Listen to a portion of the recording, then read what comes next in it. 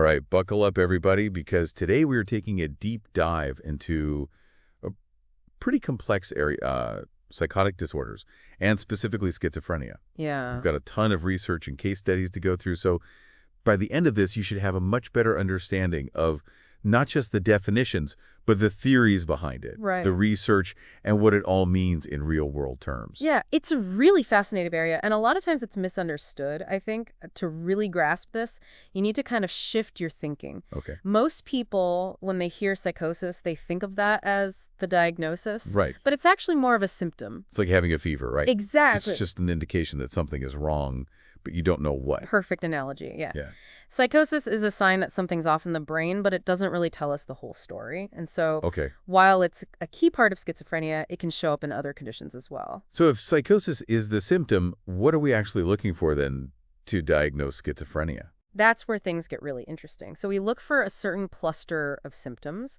And the most well-known, of course, are delusions, hallucinations, and disorganized thinking. Right. But it's not just about having those experiences. It's about the content of those experiences. So what the delusions are actually about, what kind of hallucinations they're having. Exactly. Okay. Someone experiencing a delusion of grandeur, where they believe they have these incredible powers or there's some famous figure, Right. is going to present very differently from someone with paranoid delusions who believes they're being followed or conspired against. Now, what about terms like, I remember seeing this in some of the research, the terms functional and organic psychosis.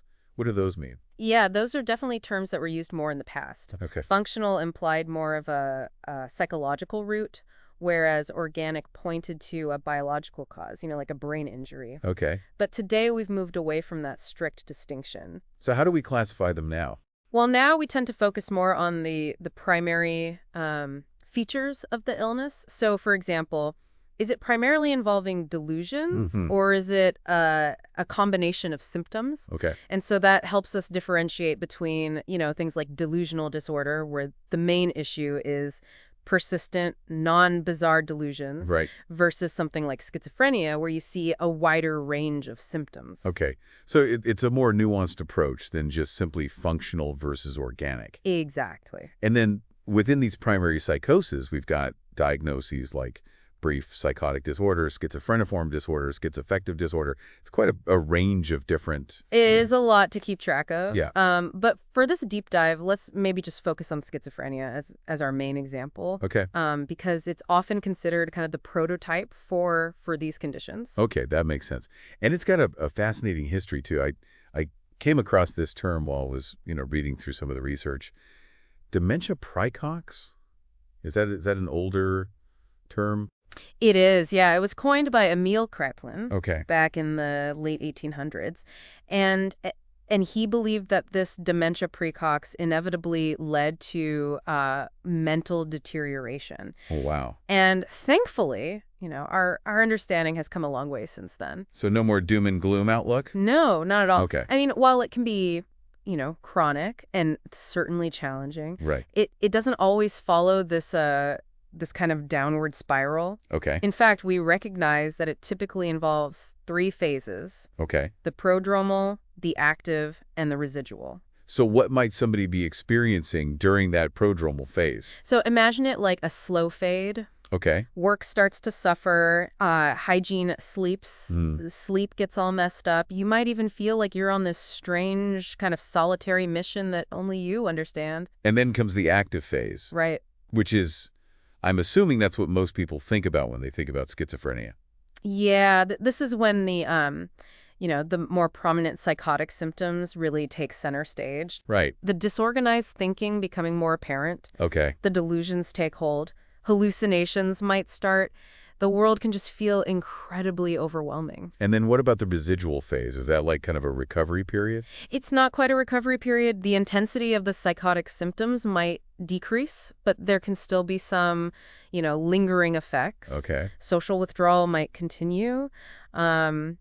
Thinking and emotional expression can remain unusual. Think of it like the aftermath, where things are calmer, Okay. but not quite back to normal. To illustrate these phases, we've got a case study from the research that you sent over. Right. The place of George A., Mm-hmm. a 19-year-old college student. This one really kind of stood out to me. Yeah, it's a pretty classic example. George started showing these subtle changes. He was isolating himself, staying up late, acting kind of secretive. He was writing these strange notes and talking about, religion in a way that was very different for him. Yeah, and his hygiene and his schoolwork went downhill. Yes. And his roommate even described him as like a quiet guy who had never dated. Right. So these changes were pretty noticeable. Exactly. And sadly, those, subtle shifts eventually spiraled into full-blown psychosis. George became convinced that he was on this special mission from God, preparing for the second coming of Christ. He started hearing voices, Wow. believing they were God or the devil speaking to him. He even believed he needed to die to atone for his sins. Yeah, it really highlights the intensity of these experiences. Yeah. And his case also is a good example of another important distinction: positive versus negative symptoms in schizophrenia. Right. I've heard those terms before. Yeah. Can you remind me what those are again? Sure. So think of positive symptoms as things that are added to someone's experience. Okay. So things like hallucinations, delusions, agitation, Mm-hmm. bizarre behavior. Those are all things that are present in someone with schizophrenia, but not typically present in someone without it. So they're experiencing these things on top of reality. Exactly. And then negative symptoms would be more like things that are being taken away. Exactly. It's like losing parts of yourself. Okay. So things like, anhedonia, which is the inability to feel pleasure, Right. apathy, flat emotions, poverty of thought, feeling empty, lacking motivation. These are all negative symptoms. And the research that you sent over goes on to list even more. It's a lot to process for, both for somebody experiencing it, but also the people around them as well. Absolutely. And we can't forget about the disorganization symptoms, Right. which really impact thinking and behavior. Okay. And so those include things like, behavioral disorganization, distractibility, difficulty following conversations, problems following through on tasks. So like their internal compass is just broken and it's almost impossible to Yeah. navigate everyday life. Exactly. So we've got these different clusters of symptoms, but what actually causes this to happen in the first place? That's the million-dollar question, right? Yeah. And unfortunately, there's no single answer. It's likely a very complex interplay of genetic, biological, and environmental factors. So let's start with the genetic piece. Sure. What's the evidence there? Well, twin and adoption studies have been really revealing. Okay. They show us that if your identical twin has schizophrenia, you have a much higher risk of developing it compared to, you had a fraternal twin. So the genes they load the gun, something else has to pull the trigger, so to speak. Yeah, I like that analogy. Yeah. And that something else could be, a combination of things. Okay. And then we also see some interesting findings when we look at brain structure and function in people with schizophrenia. Like what kind of findings? Well, brain imaging studies have shown that people with schizophrenia often have enlarged ventricles. Ventricles, remind me what those are again? Yeah. So those are the fluid-filled spaces in the brain. Okay. And when they're enlarged, it suggests that, the surrounding brain areas might have shrunk. And is that a sign of like abnormal development? Mhm. Or is it that something is actually deteriorating? It could be either or even a combination of both. The current thinking is that it might reflect problems with brain development early in life. Okay. But we also know there can be ongoing deterioration over time as well. So kind of a 1-2 punch. Yeah, That's scary. Is there research on ways to slow that down or stop it? there is. Yeah, there's some research suggesting that certain medications might actually help slow down or even stop that process of brain deterioration. Wow. It's a very promising area of research. So we've talked about genes, we've talked about the structure of the brain. What about the brain's chemistry? Does that play a role? Absolutely. One of the, long-standing theories is the dopamine hypothesis. Right. Which suggests that schizophrenia is linked to overactive dopamine pathways in the brain. Dopamine, no, that's the feel-good neurotransmitter, right? It's involved in a lot of things, including pleasure, motivation, and movement. Okay. But in schizophrenia, it's almost like that dopamine accelerator is stuck down. Okay. And so it leads to this, kind of sped up and chaotic brain state. So if it were all about dopamine, though, wouldn't we be able to fix it fairly easily with medication? Yeah, that's a great point. And the dopamine hypothesis, while helpful, doesn't fully explain everything, especially the negative symptoms. Right. And so that's where the glutamate model comes in. Glutamate, so another brain chemical. Yes, glutamate is actually the most abundant neurotransmitter in the brain. Oh, wow. And it's crucial for learning and memory. And the glutamate model focuses on something called the NMDA receptor, Okay. which helps regulate glutamate activity. Okay, so how does that tie into schizophrenia? Well, researchers have found that disrupting the NMDA receptor can actually mimic a lot of the symptoms of schizophrenia, Oh, wow. including those negative symptoms that the dopamine model doesn't fully explain. So it's not just about too much dopamine. Right. It's about glutamate not functioning properly as well. Exactly. That's a much more complex picture. It is. And then to make things even more interesting, there's also the neurodevelopmental and neurodegenerative models to consider as well. Hold on. Yeah. So is schizophrenia about how the brain develops, or is it about how it deteriorates? Well, it's probably both. Okay. The neurodevelopmental model suggests that, subtle abnormalities might occur during brain development, maybe even, before birth. Okay. That kind of set the stage for schizophrenia later in life. So like a vulnerability that's there from the beginning. Exactly. And then the neurodegenerative model proposes that there's, ongoing deterioration in the brain over the course of the illness, which might contribute to the progression of symptoms and cognitive decline. So a potential developmental issue early on, Right. plus potential ongoing deterioration. Yeah. That's rough. It can be, but even with all of that complexity, there's still hope. We've got effective treatments, and the research is constantly evolving. That's good to hear. Well, we've covered a lot of ground already, and I feel like we're just getting started. I know, right? We'll have to pick this back up in part 2. Sounds good. Welcome back, everybody. I'm ready to keep going here, especially the treatment side of things. We talked about medication in the last part, but Yeah. I know that could be a tricky area. It definitely is.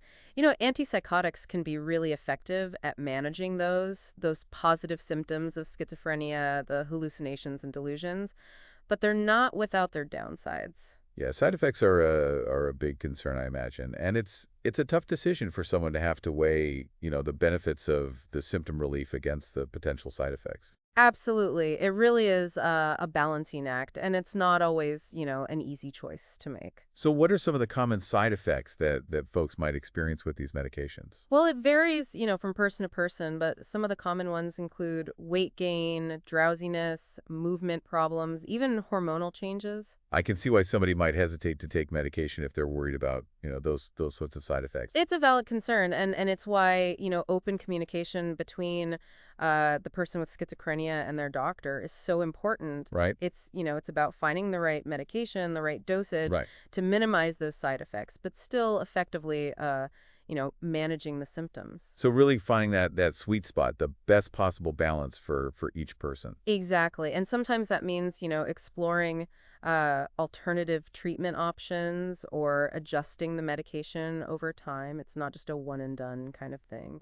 Speaking of figuring out treatment, I noticed in the research that you sent over something called the quick reference when to refer for medication treatment. What is that exactly? Yeah, that's a really helpful tool for therapists and other mental health professionals.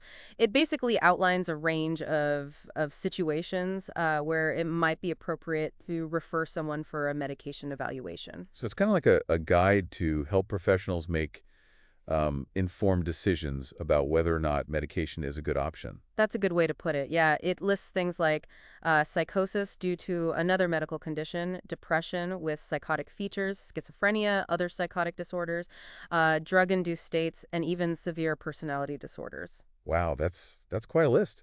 It really shows you how careful assessment is really crucial in figuring out the right treatment plan. It is, and it's important to remember that this is, this guide is just a guide. The decision to actually prescribe medication always comes down to the individual Yeah. and their doctor working together. Switching gears a bit here, I want to talk about something that I think is really important, but often overlooked when we're discussing mental health, and that's trauma. Yeah, trauma is a huge factor in mental health in general, Right. and it can play a particularly complex role in schizophrenia. It's like adding another layer of difficulty to an already difficult situation. That's a great way to think about it. And actually, the research goes into post-traumatic stress disorder, or PTSD, Right. to help us understand how trauma can can impact our mental well-being. So how did we even come to understand PTSD as a concept? Well, the recognition of trauma-related mental health issues can be traced all the way back to World War I. Okay. Soldiers returning from the front lines were experiencing, a lot of severe anxiety, insomnia, nightmares. Right. And that's what they called shell shock, right? Exactly, exactly. And at first, people, thought it was just this physical reaction to the constant bombardment. Right. But over time, it became clear that these psychological wounds of war were just as real, if not more so, and our understanding of those acute stress reactions was really advanced by the work of Eric Lindemann. Lindemann. Wasn't he the one who studied the aftermath of the that horrible nightclub fire in Boston, the Coconut Grove fire? That's the one, yeah. In 1942, there was this devastating fire at the Coconut Grove nightclub. Hundreds of people were killed or injured, and Lindemann and his team, they provided crisis counseling to the survivors. Wow. And really saw firsthand how profoundly this trauma affected them. It must have been horrific. It was.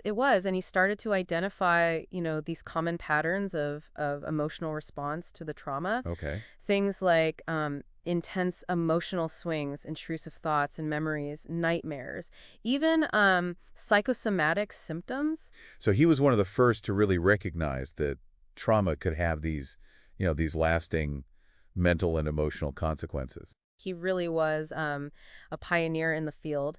And then building on his work and others, a psychiatrist named Marty Horowitz published this groundbreaking book in 1976 called Stress Response Syndromes. And what was so important about that book? Well, Horowitz proposed this comprehensive model for understanding how humans typically respond emotionally to stressful events. Okay. And not just these, catastrophic events like war or fires, Right. but a whole range of difficult experiences. So like the death of a loved one or even surviving an assault. Exactly. And he argued that, no matter what the specific stressful event was, there were these common phases of response Okay. that most people go through. And that would help explain why like the symptoms of PTSD could be so varied and sometimes delayed, right? Precisely. This stress response syndrome really gave us, a framework for Right. understanding those complex and often delayed reactions to trauma. But I know what you're thinking.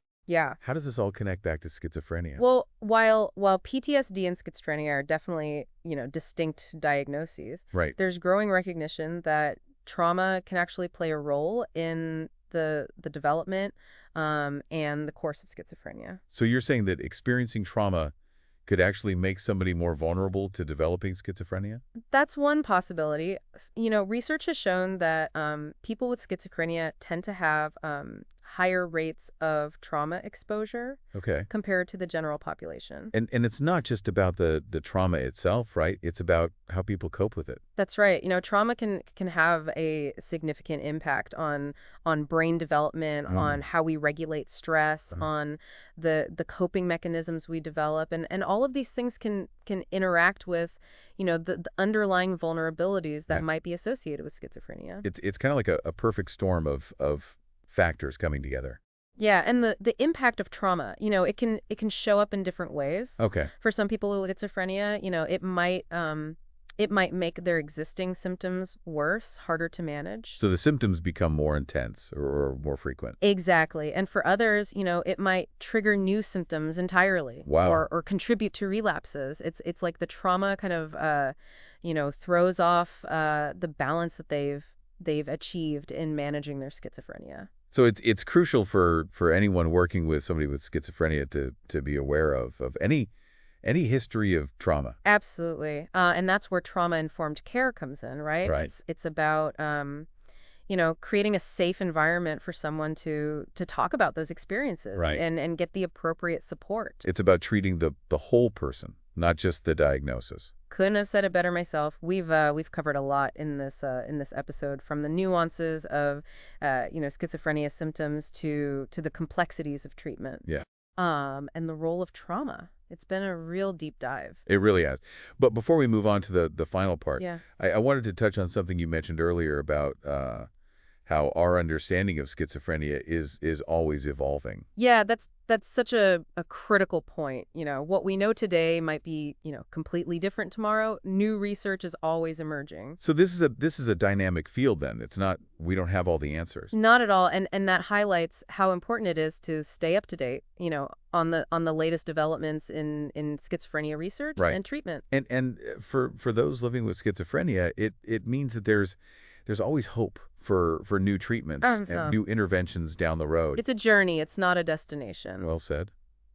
Ready to wrap up with part 3? Absolutely. All right, welcome back to the final part of our deep dive on schizophrenia. We've gone through the symptoms, the causes, the treatments, but I think it's important to just kind of step back for a moment and remember the human side of all of this. Yeah, that's so important. It's very easy to get lost in the science and statistics, but we can't forget that, schizophrenia affects real people, each with their own unique experiences and challenges. Recognizing the person behind the diagnosis. Exactly, exactly. And that means approaching this topic with compassion and understanding and empathy. Now, before we wrap up completely, I wanted to touch on something else I saw in the research here, something called the quick reference when to refer for medication treatment.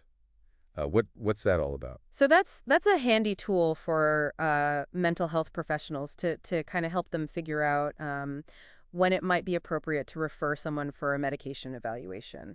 It lists, various events or symptoms that might warrant consideration for medication as part of the treatment plan.